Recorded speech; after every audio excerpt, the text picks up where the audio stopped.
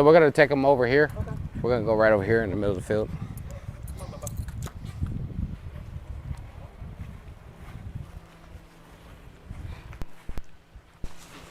Puppy. Don't eat raw. I got you. He eats raw with kibble, broccoli, cheese, sauerkraut, and then sometimes egg, olive oil. He eats like a fucking king. Okay. He gets fish oil, the whole 9 yards. He eats everything right now. Good boy.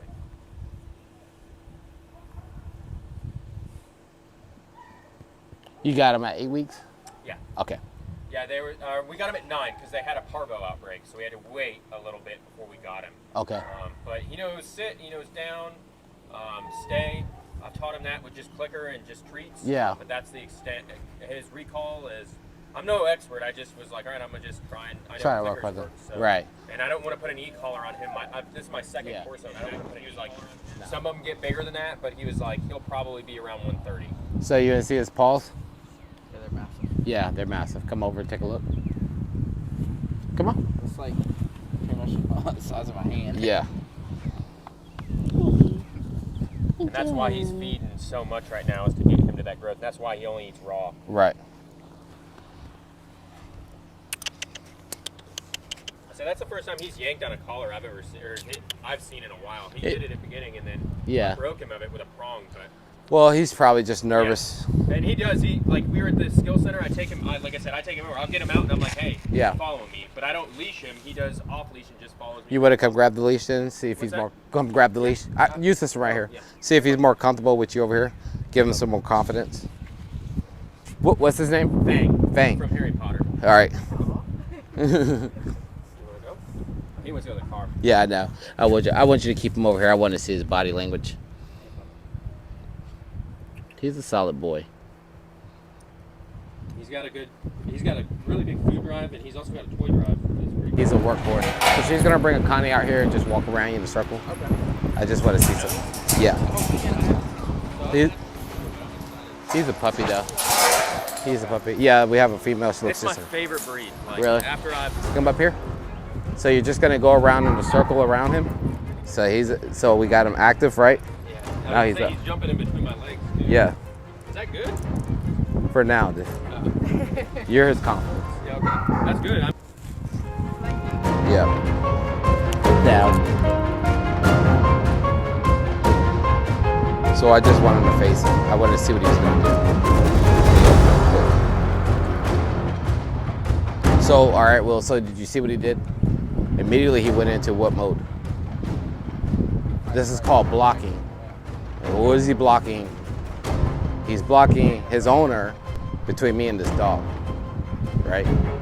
Immediately, right? So what would be so when he goes to heel, what would be a good position to teach him? To post, right? So posting is between your legs. Okay, yeah. So he's naturally doing it at what, 14 weeks? Yeah. At 14 weeks, right? And what is he not doing while he's facing the other cutting Corso? He's not. But what else is he not doing? He's not showing any kind of submission. He's not, and he's not being aggressive either. So he can sit right in front of Hades without being aggressive, right? And barking, which is the issue that you were having, correct? With your Malinois. So he can do that. That means that he's got some solid balanced nerves, right? Come here. And now I'm gonna make him more active and see what he does. Come on. What did he do? He's watching, right? He's got his head on the swivel. If he's not gonna look around at us going behind him, then how can you do any protection work? Here you go. You can put him back up. So I'm not gonna put a lot of stress on him. He's still young. And he's more of a, if your dog is more prey driven, he is more what? Defensive. That's a good boy. He would be more defensive, right? So close quarter combat. Correct. If I got too close in his bubble, he's gonna always retreat back to his owner to keep his head on the swivel. He does that. He naturally does that. But if he's prey driven, he's gonna be what? He's gonna be more He's gonna be more out in the front. He's really not looking back at me, right? Because so what he's thinking is, I'm already between my owner and this person, but he's far away from me. Someone can come up to me and bop me in the head, but he's more, I got this covered, because he's blacked out. He's just zoned into that one person, where he's not. He's in a defensive stance. So if we talk about MMA fighting, he's here, right? So he can easily back out and bite me, right?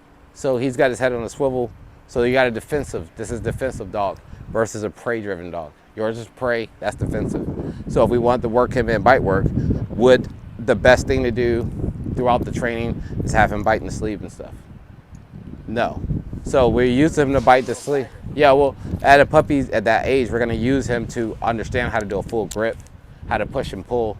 But when we go to challenge him, we have to challenge him directly on, because that's where his threat is. He's one of those dogs that would be like, I'd like to bite the bite sleeve, but just take it off and we can do this. Yeah, well, and that's why I went with Outlaw specifically. They talk, and like the way that they read and they explained with him was, look, these are dogs that are meant to work, and they're defensive. Like they're extremely at puppy's age, that they'll attach to the owner, they'll attach to one, and they drive. So like Atlas will chase, he'll stay. Yeah. So and the problem is that Connie Corsos and Belgian Malinois, again, I tell you, they're like tattoos. This dog is like an invisible sleeve on his arm already. So when he turns 1 year old, if he decided he didn't want to have him anymore, he can't just give him to somebody and say, good luck. Good luck, everybody else. Because what he's going to do is he's not going to have the love that he has for him, for them. So when they do something he doesn't like, he'll do a correction bite. You don't want a correction bite from a Connie Corso. He's starting to open up a little bit. Yeah, he's starting. And I'd say hopefully cats come out. He warms up pretty quick. And Yeah. I don't mean to interrupt. No, you're fine. Shut up. No. So where he got the dog from, I didn't know anything about the dog's line or anything, but he said exactly what I'm telling him, what they told him when he bought the dog. Yeah. Right. I specifically wanted a dog so that when I'm on patrol, that I was like, I want a dog that if somebody comes in my house, my wife can get her gun, go in a bathroom, and go. And they were like, he'll do it. Right. Like he will naturally, without training, he will absolutely bite in a defensive act. Like, Nobody's gonna come in your house with that dog. no. That's why I wanted a Connie Yeah, Corso. Like, and we talked about that the other day, right? I told you about there's certain breeds that if you get a Rottweiler and you don't do any much training with it, and I kick in your door, he's gonna work harder than this Belgian Malinois that we had here flying and biting us, because it's a defensive area, it's his den. So, and he has to drive to do that, to bite through. Same as bending down their personal space. Right, so I explained to you the other day when I was telling you that Connie Corsos, Rottweilers, Mastiffs, there's the type of dog you don't want to see in a living room. All right, because the space is too small. And that's where they thrive, because they don't have to do much work. They're in that little small quarters, you can't really go anywhere, and their purpose is to push you into a corner where you got nowhere to go. And then that's where all the fun happens. Where if you're outside and you're running from a Belgian Malinois, that's like being in a living room with a Connie Corso, because now in this open space, they run faster, they're quicker, they're like cheetahs, and their drive builds. By the time they get to you, it's over, right? Now with a Malinois in a small space, they don't really work as well. They do bite, but you have more leverage over them, right? So now you need a handler behind them, forcing this dog in there. But again, the Connie Corso and the Belgian Malinois are dogs that don't have self-preservation. So basically, his goal is he is going to want to protect his family with his life, because that's what he's here for. He's got a job, and that is the protection of his family, pretty much, right? So if you get a lab and I'm gonna make him a bite dog, and that's not what he's in it. He's gonna help the robber take the TV out the living room. He's gonna show him where the other jury is. Good boy. Now what do I do if I do this? If I give him a treat for doing that? What am I doing? Positive reinforcement. A positive reinforcement. Would I do this with a pet dog? No. No, absolutely not. But if I did it with a working dog, I know. It's, good boy. we're not only training the dogs, we're also training cats. Apparently so, because He's like looking at all three of them. Would I want my protection dog chasing cats? No. No. Because that means they have no impulse, right? So what I'm just messing with him. I wanted to see him, his hackles come up. Now he's relaxed. come here, Rosie. Come on, Rosie. he's gentle too. Like I can't tell you what he would do, because I don't know this dog. I know my dog, but again, we've only been together since March. Yeah. So I will say that he generally, though, With the cat that we have, he's interested in him. He doesn't nip at him. He kind of pounces at him because he wants to see him. He's curious. He's just being a puppy. What I see. He's just being a puppy. Yeah. He's not doing anything wrong. He doesn't know. He doesn't know what they are and all this stuff. And you can have a dog inside the house that's good with cats. Come outside and it's a different story. But you just run it up to the decoy. My wife's got one on her handgun as well. Really? I mean, since you have one. So yeah, so I actually run a green laser on my concealed carry pistol and my work pistol. Yeah. And then because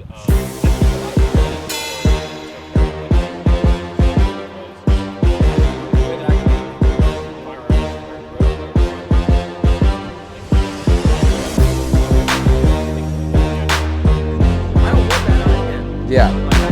You don't want him in close. I want to know that somebody can hug me. It's like, it was, hey,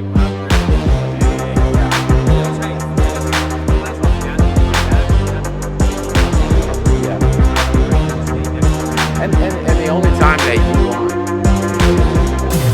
I wanted to see what he wanted to do because he got real relaxed. I wanted to see what he wanted to do. Yeah. And he's not trying to attack me at all. And they actually are trying to attack me. He's not trying to attack me. Come on. There's this dark cat. Yeah, he just wants. Start out your plans and hey, we're Yeah, we got you covered.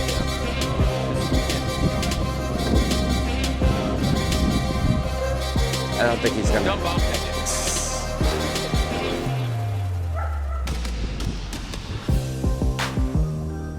Play all together. See? That's a fun game. Look at that.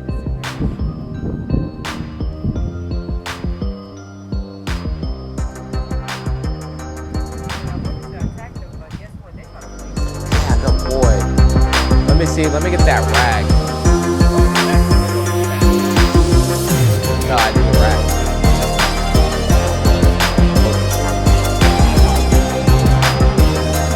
These are steel toe shoes. Yeah, dogs be sitting on my big toe. But I think I'm not worried about that. He's looking at it.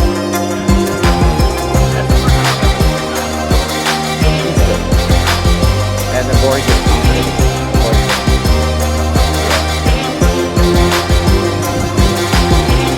Right. There you go.